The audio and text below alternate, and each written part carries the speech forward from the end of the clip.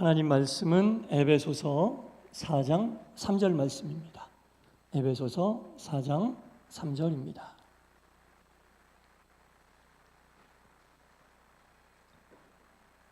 한 목소리로 하나님 말씀을 같이 읽도록 하겠습니다. 에베소서 4장 3절 시작. 평안에 매는 줄로 성령이 하나 되게 하신 것을 힘써 지키라. 아멘. 수요예배 나오신 여러분 모두에게 하나님의 크신 은혜와 평강이 충만히 임하시기를 간절히 축원합니다. 네, 성령이 매는 줄로, 평안에 매는 줄로, 평안이 매는 줄로 누가 우리를 하나로 묶으셨다고 본문에 나옵니까? 성령이 묶으셨다고. 한 교회로 불러주셨을 때에는 이미 하나로 묶으셨다는 얘기예요. 그러니까 자꾸 갈라졌다 이런 말 할 필요는 없는 거예요. 한 교회로 부르셨다는 것은 이미 평안이 매는 줄로 성령이 우리를 하나로 묶으셨거든요. 그러니까 갈라졌다, 하나 되게 해주십시오. 이미 하나 되는데 뭘 또 하나 돼요? 이미 하나 되는데 뭘 또 하나 됩니까? 평안이 매는 줄로 성령이 하나 되게 하셨는데 하나됨 속에서도 다툼이 있을 수 있죠. 의견 충돌이 있을 수 있죠. 그러나 그럼 속에서도 우리가 잊지 말아야 할 것은 이미 평안이 매는 줄로 우리는 하나가 됐음을 믿으시기 바랍니다. 하나가 되어 있는데, 왜냐하면 지금 사도신경 오늘 마지막 시간이거든요. 사도신경 마지막 시간인데 마지막 부분이 뭐냐면 성령을 믿사오며, 성령을 믿으면 성령이 하신 일도 믿어야 되잖아요. 평안이 매는 줄로 이미 성령이 하나 되게 하심을 믿으시기 바랍니다. 믿으시기 바랍니다. 성령을 믿사오며 거룩한 공회와 성도가 서로 교통하는 것과 죄를 사하여 주시는 것과까지 지난 시간에 했어요. 오늘은 몸이 다시 사는 것과, 몸이 다시 사는 것과라는 거죠. 몸이 다시 사는 것은 부활입니다, 여러분. 몸이 다시 사는 것은 성령의 충만함으로 인하여 우리가 믿어야 되는 거예요. 부활을 믿는 것은 성령의 충만함으로 인해 믿는다는 거예요. 부활은 뭘 얘기하냐면 쉬운 말로 하면 회복을 얘기하는 거예요. 회복. 부활은 회복을 얘기하는 건데 뭐가 다시 사는 것과 몸이 다시 사는 것과, 여러분 영이 살면 영만 살아서는 완전하지 않아요. 영이 살았으면 몸도 살아야 돼요. 영이 살았으면 그 영을 담고 있는 몸도 살아야 된다는 얘기입니다. 이건 분명히 우리가 알아야 될 부분입니다. 몸의 부활을 믿는 것은 원래의 상태로 회복시켜 주시는 것이다 라는 겁니다. 하나님께서 창세기에 아담과 하와를 만드셨을 때 그때 만들어주신 몸으로 회복되는 거예요. 그때 만들어주신 몸은 죽는 몸이 아닙니다. 병드는 몸이 아닙니다. 주님이 만들어주신 모습 그대로, 그 몸 그대로 영원히 죽지 않는 몸이었는데 죄가 들어와 우리의 몸이 죽을 수밖에 없는 몸으로 바뀌게 된 겁니다. 창세기에 하나님이 만들어주셨던 그 몸으로 다시 몸이 회복됨을 이야기한다라는 겁니다. 이것을 성령이 우리 가운데 역사하셨을 때 우리가 믿을 수 있다라는 겁니다. 몸의 부활을 믿는다면 우리는 육신을 귀하게 여길 줄 알아야 돼요. 다시 부활시켜주는 것이 영뿐이 아니라 몸도 부활시켜주시는 것이면 영을 귀하게 여기듯이 몸도 귀하게 여겨야 돼요. 함부로 막 사용해서 안 됩니다. 회복돼야 될 몸이니까 함부로 써도 된다? 그게 아니죠. 거룩한 회복된 영을 담는 그릇으로서 몸을 아끼고 또 아껴야 된다는 겁니다. 영이 회복된 것만으로는 완전치 않다니까요. 몸도 다시 회복되고 몸도 다시 부활해야 됩니다. 영과 몸이 함께 부활해야 된다라는 겁니다. 왜냐하면 우리의 영이 회복됐다고 해요. 예수 믿고 영이 새로워졌다고 해요. 우리의 영의 모든 것을 표현하는 게 뭐예요? 몸입니다. 거룩한 생각이 있어도 몸으로 거룩한 생각을 표현해내야 되는 거예요, 여러분. 거룩한 생각이 속에 있는데 겉으로 몸이 거룩한 생각을 표현하지 못한다. 누가 그 속에 있는 거룩함을 압니까?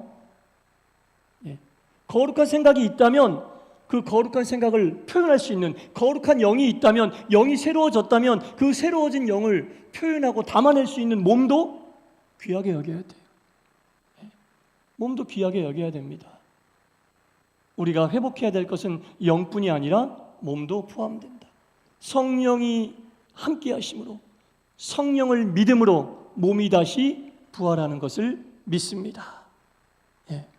몸이 다시 부활하는 것을 믿어야 된다는 겁니다. 그래서 우리가 몸도 귀하게 여기고 바르게 가꾸어야 되는 것도 굉장히 중요하다는 겁니다. 예.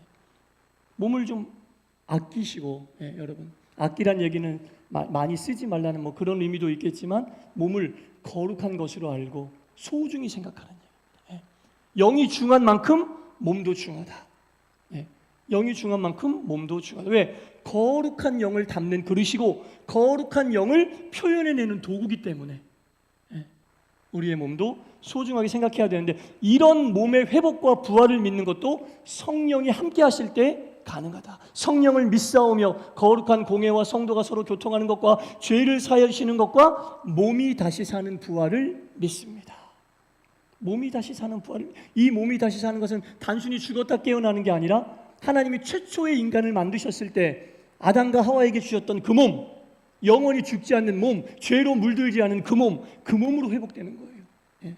그 몸으로 회복되는 것을 믿습니다. 왜냐하면 우리가 이미 주님 오시기 전에 죽었으면 다시 부활할 때 하늘나라 가서 영원히 살아야 되잖아요. 그때 올라갈 몸은 주님이 처음 만드셨을 때 주셨던 거룩한 몸이다.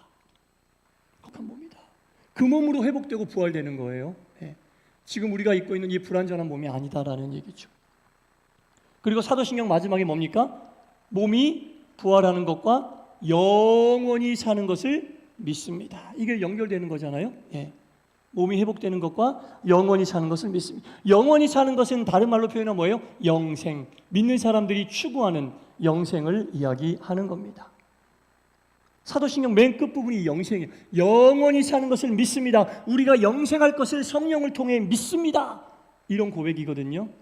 그러니까 믿는 사람들이, 이 사도신경이 뭐예요? 신앙 고백이잖아요. 신앙 고백을 하는데 맨 마지막에 영원히 사는 것을 믿습니다, 영생을 믿습니다라고 하는 것은 믿음의 길을 가는 그리스도인들에게 영생을 볼 수 있는 안경을 딱 끼워주신 거예요. 앞에 얘기한 사도신경의 모든 것은 영생의 안경을 껴야지만 제대로 볼 수 있다. 믿음의 길을 가는 것은 세상의 눈으로, 세상의 안경을 끼고 볼 수 있는 게 아니라 영원히 사는 것을 믿는, 영생의 안경, 영원한 생명을 믿는 그 안경을 껴야만 앞에 고백한 모든 사도신경의 내용을 믿을 수 있다. 믿음의 길을 갈 수 있다. 우리는 영생의 안경이 끼워져 있어요. 여러분, 하늘나라에 올라가서 영생할 것을 믿으시죠? 아멘. 이거 안 믿으면 안 되잖아요. 하늘나라에 올라가서 영원히 영생할 것을 믿습니다. 우리는 다 영생의 안경을 끼고 있어요. 믿음의 길을 가면서도 이 영생의 안경을 끼지 못하고 그냥 사도신경을 주문해오듯이, 주기도문을 주문해오듯이 말씀을 개인적인 그냥 어떤 감정을 위로받는 것으로 생각하면 안 돼요. 예. 영생의 안경을 끼고 영생의 눈으로 볼 때 믿음이 없는 사람들은 보지 못하는 것을 볼 수 있고, 듣지 못하는 것을 들을 수 있고, 생각하지 못하는 것을 깨달을 수 있게 되는 거예요. 사도신경 신앙 고백 맨 끝에 영원히 사는 것을 믿사옵나이다, 이 고백이 있는 거잖아요. 사도 바울, 예, 새벽에 사도행전하고 주일에도 사도행전을 함께 나누고 싶은 구절이 있으면 제가 새벽에 스킵하고 주일날 나누고 있는데, 사도행전에 보면 사도 바울에 대한 얘기가 나오잖아요. 사도 바울에게 영생의 안경이 없었으면 출세가 보장되어 있었던 그 유대교의 길을 버리고 어떻게 예수를 전하는 선교사가 됐겠습니까? 영생의 안경을 끼고 있었기 때문에 그 힘들고 어렵고 핍박과 괴로움 속에서도 그 길을 갈 수 있어요. 왜? 영생의 안경을 끼고 보면 그 길이 은혜로운 길이니까, 그 길이 자기가 해야 될 길임을 아니까. 믿음의 길을 가는 사람들이 겪는 고난은 세상의 안경을 끼고 보면 고난 이상도 이하도 아니에요. 그러나 영생의 안경을 끼고 볼 때 그게 얼마나 귀한 길인지, 주님이 우리를 깨닫게 하시는 길인지 그때 깨달을 수 있는 거예요. 영생의 안경을 껴야 된다라는 겁니다. 그래야 내가 고난 속에서 뿌린 그 씨앗이 귀한 열매가 맺혀지는 것이구나라는 걸 깨닫게 되는 겁니다. 영생의 안경을 반드시 껴야만 우리가 온전한 믿음의 길을 가며 하나님 보시기에 합당한 신앙생활을 할 수 있게 된다라는 겁니다.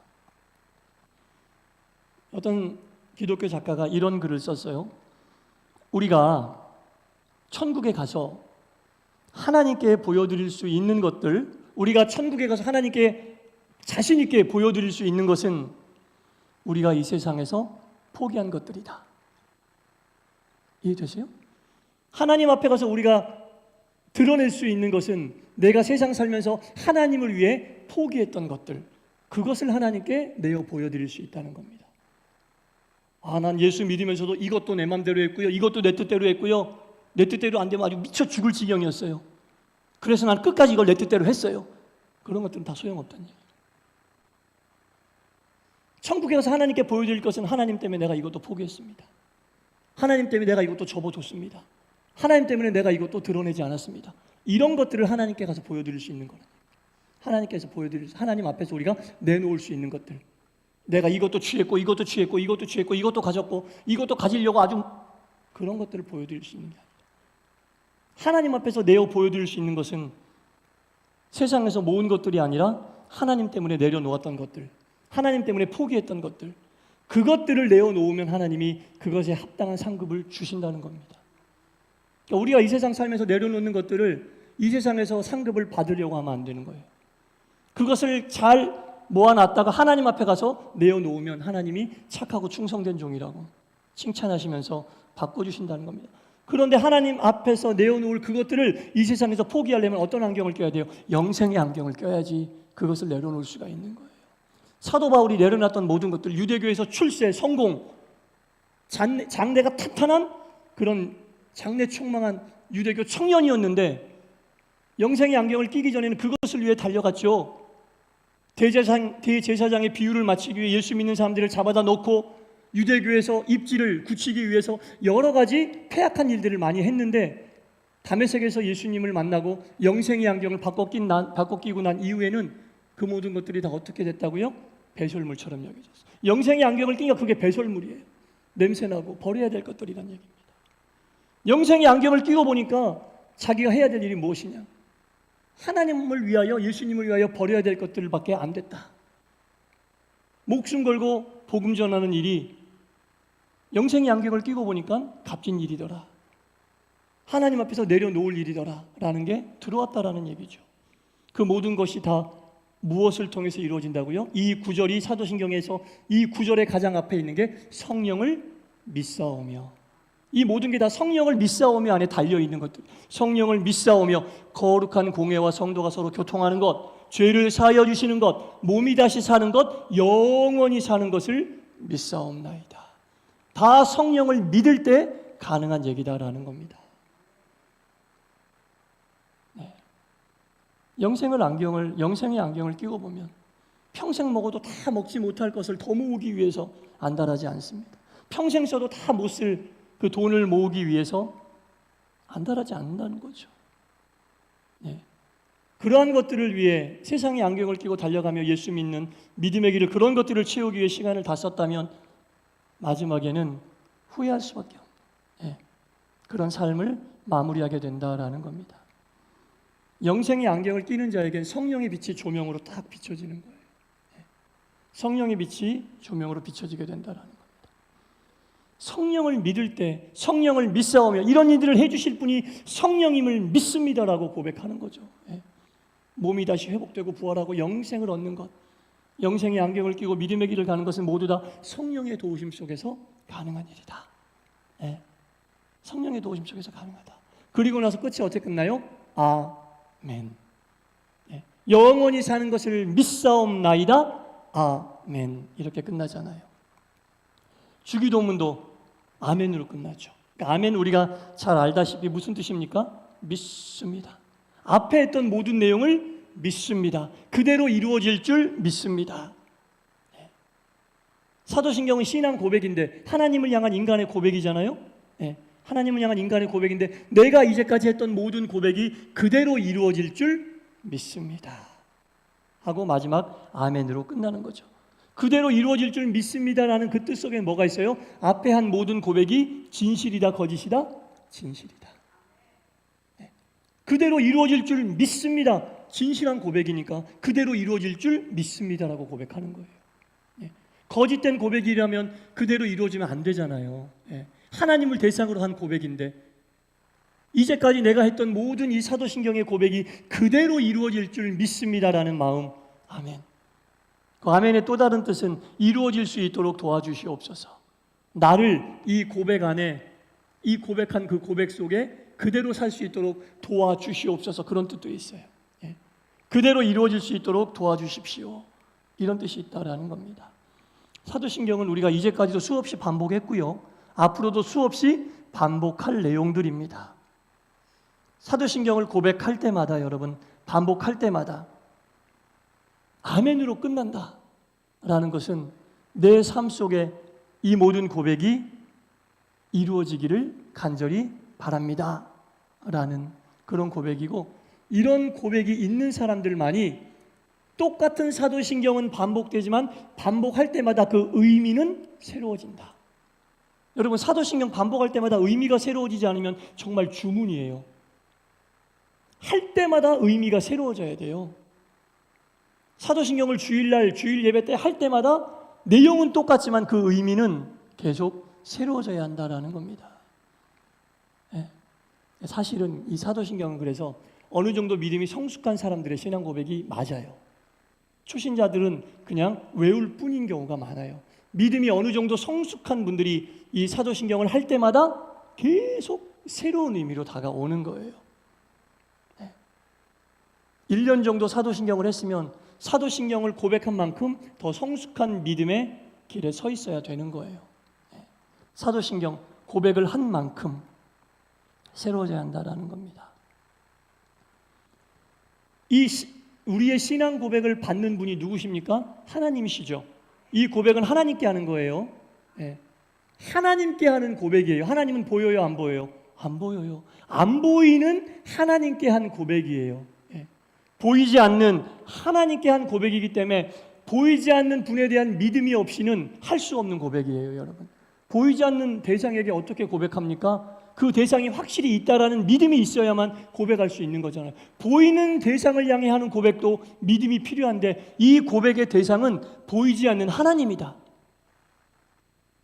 보이지 않는 하나님을 대상으로 하는 고백이기 때문에 정말 엄청난 믿음이 필요한 거예요. 사실은 보이지 않는 대상, 아무것도 만져지지 않고 보이지 않고 느껴지지 않는 대상에게 하는 고백은 정말 그 대상에 대한 믿음이 확실하지 않으면 정말 입으로만 되뇌이는 주문이 될 수밖에 없는데, 보이지 않는 대상이 확실히 계시다는 것과 이 모든 고백을 들으시고 이 고백이 내 삶 속에 이루어질 수 있도록 도우시는 분이다라는 확실한 믿음이 있어요. 그래서 이 사도신경은 어느 정도 믿음이 성숙한 자들이 하나님께 올리는 고백이 사실은 맞아요. 네. 사도신경은 정말 우리 믿음의 핵심 중에 핵심을 잘 뽑아 놓은 겁니다. 사랑하는 성도 여러분, 이 사도신경을 우리가 잘 훑어봤는데요, 이 마지막 부분이 참 중요해요. 딴 것도 다 중요하지만, 왜냐하면 앞에 있던 모든 것들이 그대로 이루어질 줄 믿습니다, 영원히 사는 것을 믿습니다라고 마지막을 고백하기 때문에 우리에게 영생의 안경이 있어야 되고, 이 영생의 안경, 믿음의 안경으로 우리가 사도신경을 한번 오늘부터라도 내일부터 잔잔히 한번 읽어보세요. 여태까지 우리가 함께 수요일마다 했었던 모든 내용이 새로워지고 사도신경을 우리를 통해 고백받으시는 하나님이 어떤 분인지, 그리고 이 사도신경이 내 삶 속에 영생의 안경을 끼고 볼 수 있는 눈이 열릴 때 우리의 믿음은 한층 더 성숙해지며 사도신경의 고백을 통해 우리의 믿음이 더 단단해지게 됨을 반드시 느끼시게 될 겁니다. 그래서 바라기는 이 사도신경을 정말 여러분 다시 한번 읽고 한번 묵상해 보시기 바랍니다. 여러분들 믿음과 신앙에 많은 도움과 유익이 될 줄 믿습니다. 자, 다음 시간부터는 어떤 내용을 수요일날 할까 고민하다가 성령이 주시는 은사에 대해서 한번 나눴으면 좋겠다 생각을 했어요. 고린도전서 12장이 은사장이잖아요. 13장이 사랑장, 12장이 은사장인데 다른 곳에도 이 은사에 대한 말씀이 많아요. 그래서 다른 곳에 나와 있는 은사와 우리가 예수 믿으면서 받는 여러 가지 은사들에 대해서 한번 생각해보고 집중적으로 좀 탐구하고 연구해보는 시간을 가졌으면 좋겠다라는 생각이 들어서 다음 시간부터는 수요일 저녁에 은사에 대하여 나누도록 하겠습니다. 기도하겠습니다.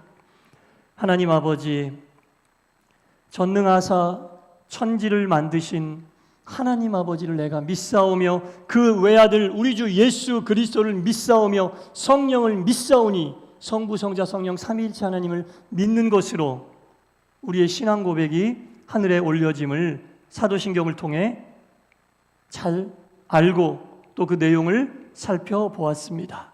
그리고 사도신경은 신앙 고백이며 신앙 고백의 끝이 영원히 사는 영생을 믿습니다라고 마무리되는 것도 알았습니다. 아멘. 모든 고백이 이루어질 줄 믿습니다라는 것을 우리가 알았습니다.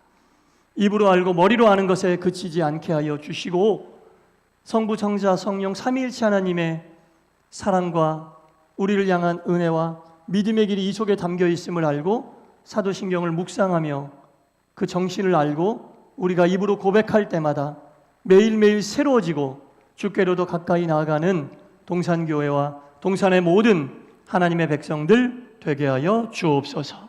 예수님 이름으로 기도드리옵나이다. 아멘.